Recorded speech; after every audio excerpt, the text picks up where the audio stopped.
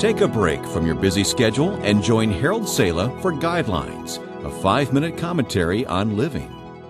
How much is enough? To be very candid with you, that is a question I have struggled with personally for several years. Oh, it isn't that I have so much or think that I need so much that I've drawn a line and said to myself, when I get there, I'll give the rest away. The issue with me involves a lifestyle. It's part of the fabric of my faith, forced by my coming to grips with some of the needs of the rest of the world. I know some who have faced the issue of simplicity, and they've given away virtually most of everything they possessed.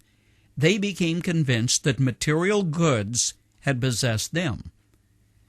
I'm thinking of a young woman who came from a wealthy family who was converted, and then actually took her silver service and put it in the trash because she was convinced it was wrong for her to have so much when others had so little. She was afraid that if she gave the silver to someone who was poor, they would begin to worship it just as she had. Well, that may not be your conviction, but have you ever pondered the issue of how much is enough? Ron Sider, a Ph.D. in history from Yale, came to grips with that question, and his long search ended in his writing a thought-provoking and controversial book, Rich Christians in an Age of Hunger. Guy Davidson and his church were confronted with the issue, and instead of building a new church building, they actually gave their entire building fund to an organization that feeds the hungry.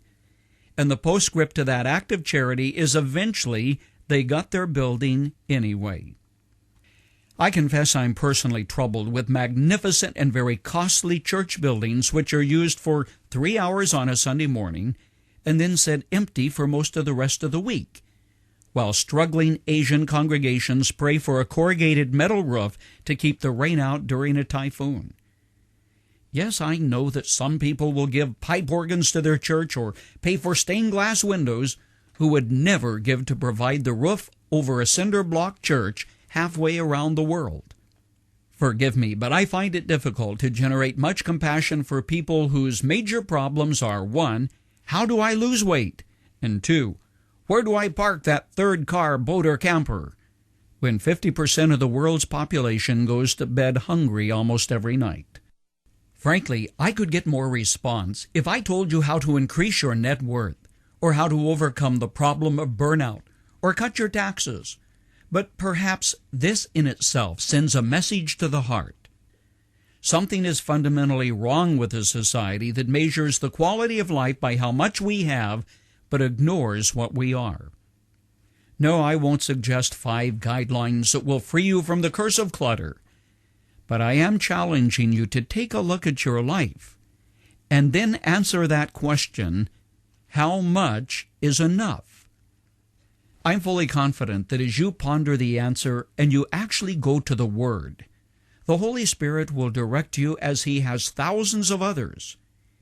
In the process, I'd encourage you to read Sider's book, Rich Christians in an Age of Hunger, or find Richard Foster's book, Freedom of Simplicity, and give it a fair hearing. Yes, you still may buy that second car or computer, but if you do so, it will be because you need it, not simply to justify your selfish desire to have more than your neighbor. And in so doing, you will possess them instead of their possessing you. Think about it. Remember, Jesus said a man's life does not consist in the abundance of the things or the possessions which he has. That question of how much is enough is one that every person needs to answer for himself.